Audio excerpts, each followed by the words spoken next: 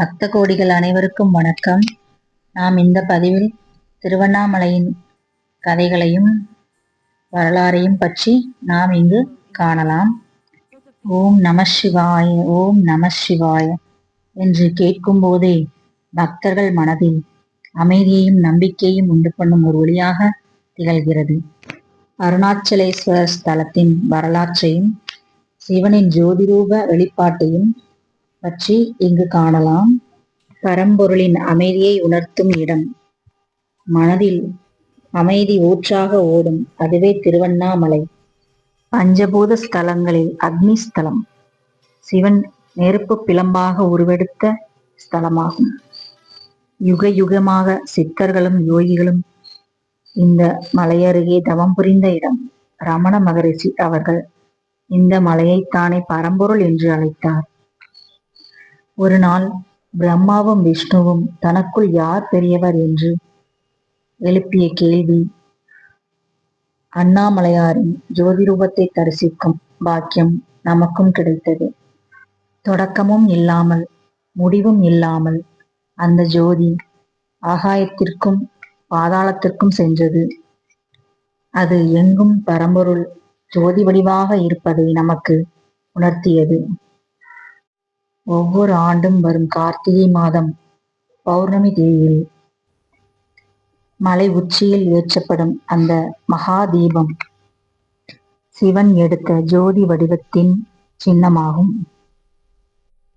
மலையின் மீது எரியும் அந்த ஜோதி ரூபம் நம் உடலுக்கு மட்டுமல்ல, நம் ஆன்மாவிற்கும் வெளிச்சத்தை கொண்டு வருகிறது. 14 கிலோமீட்டர் மலையை சுற்றி செல்லும் அந்த கிரிவல பாதை ஒவ்வொரு அடியிலும் புண்ணியத்தை தேடி தருகிறது. அஷ்டலிங்கங்கள், தெய்வீக கிணறுகள், சித்தர் பூமிகள், ஒவ்வொரு இடத்திலும் நமக்கு தெய்வீக அனுபவத்தை உணர்த்துகிறது. நினைத்தாலே முக்தி தரும் மலை, அது வெறும் வார்த்தை அல்ல, உண்மையான அனுபவம். கிரிவலம் செல்பவர்களுக்கே அந்த அனுபவம் பற்றி தெரியும். 3000 ஆண்டுகள் பழமையான கோயில், 9 நுழைவாயில்கள், கோவிலின் பிரதான ராஜகோபுரம் கிழக்கு திசையில் அமைந்துள்ளது. வாழ்வில் ஒரு முறையேனும் சென்று தரிசிக்க வேண்டிய ஆன்மீக பூமி நம் திருவண்ணாமலை. எத்தனை முறை கேட்டாலும் சலித்து போகாத திருவண்ணாமலையின் பெருமைகள். நடுநாட்டு தலங்களுள் இது முதன்மையானது. பஞ்சபூதங்களில் இது அக்னிஸ்தலமாகும். எங்கிருந்து நினைத்தாலும் முக்தி தரும் ஸ்தலம். இத்தலத்தில்தான் திருப்புகழ், கந்தர் அனுபூதி, திருவம்பாவை, அருணாச்சல அஷ்டகம் போன்ற புனித நூல்கள் பிறந்தன. மூர்த்தி தலம், தீர்த்தம் என 3 வகை சிறப்புகளை கொண்ட இத்தலம் பிரம்மன் திருமாலின் ஆணவம் அழிந்த ஸ்தலமாகும். கார்த்திகை தீபத்தின் மூலஸ்தலம். ஆதார தலங்களுள் இது மணிபூரக தலம். இத்தல மல உச்சியில் ஏற்றப்படும் மகா தீபத்தால் இது உலக புகழ்பெற்ற ஸ்தலம். நகரின் மையத்தில் மலையடிவாரத்தில் அண்ணாமலையார் ஆலயம் 24 ஏக்கர் நிலப்பரப்பில் பறந்து விரிந்து உள்ளது. பஞ்சலிங்கங்களும் 4 முகங்கள் கொண்ட பிரம்மலிங்கமும் உள்ளன.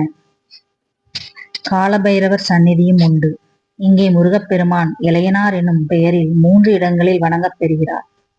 அருணகிரிநாதருடன் சவால் விட்டார் சம்பந்தர் தாண்டவர். அதற்காக முருகன் அருணகிரிக்கு கம்பத்தில் காட்சியளித்தார். இவர்தான் கம்பத்து இளையனார் என்ற பெயரில் வளைகாப்பு மண்டபத்தில் காட்சியளிக்கிறார். அருணகிரியார் கோபுரத்தின் மீதேறி தன் உயிரை விட முயன்ற போது தடுத்து ஆட்கொண்டு அருள் புரிந்து திருப்புகழ் பாட வைத்தார் நம் முருகப்பெருமான். அருகிலேயே அவருக்கு சந்நிதியும் உள்ளது. சிவபெருமானை அண்ணாமலையாக காட்சி தருகிறார். இதை காந்தமலை என்று பெயர் கொண்டு அழைப்பார்கள். இம்மலையை தரிசிக்க வருவோரை மீண்டும் மீண்டும் காந்தம் போல கவர்ந்து இங்கு வரவழைக்கும். கிருதாயுகத்தில் இது அக்னி மலையாகவும், திரேதாயுகத்தில் மாணிக்க மலையாகவும், துவாபர யுகத்தில் தாமிரமலையாகவும், கலியுகத்தில் கல்மலையாகவும் காட்சி அளிக்கிறார் நம் அண்ணாமலையார்.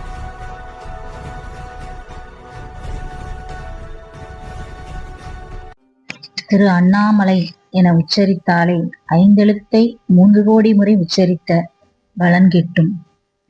மகா தரிசனம் கண்டால் அவர்களின் 21 தலைமுறை பாவங்களும் கழியும் என்பது நமது முன்னோர்கள் வாக்கு.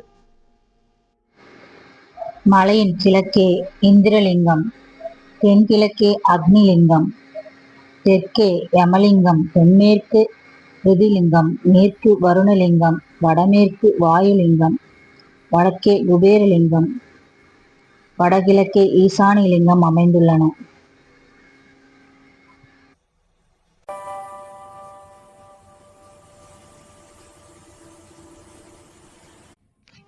அண்ணாமலையார் பாதம். திருவண்ணாமலையில் அண்ணாமலையாரின் பாதம் கோயிலுக்குள்ளே கோபுரத்திற்கு வலதுபுறத்தில் அண்ணாமலையார் பாதம் உள்ளது. அடிமுடி காண இயலாத பரம்பொருளின் பாத தரிசனம் காண கோடி புண்ணியங்கள் செய்திருக்க வேண்டும். இந்த வீடியோ பிடித்திருந்தால் லைக் பண்ணுங்க, ஷேர் பண்ணுங்க, கமெண்ட் பண்ணுங்க. இந்த வீடியோவை உங்கள் குழந்தைகளையும் பார்க்க வையுங்கள். அவர்களும் ஆன்மீகத்தை கற்றுக்கொள்ளட்டும். சிறுவயதில் இருந்து ஆன்மீகத்தின் பயணம் தொடரட்டும். அப்பொழுதுதான் அவர்கள் படிப்பில் கவனமாக படிப்பார்கள், வாழ்க்கையில் முன்னேற்ற பாதையில் செல்வார்கள். வணக்கம்.